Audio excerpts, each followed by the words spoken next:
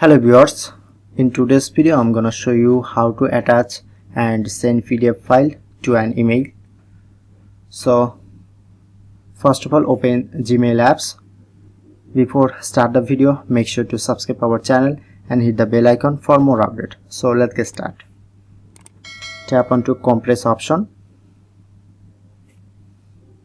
Click on this icon. Here you can easily change your email address.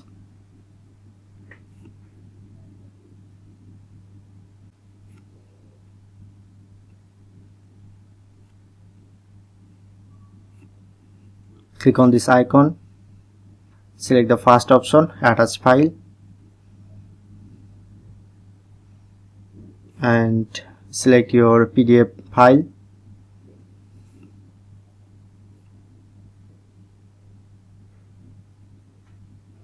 So this is my PDF file.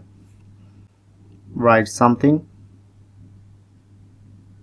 and then finally click onto arrow icon. Okay, now done. So that's how we can easily attach and send file to an email.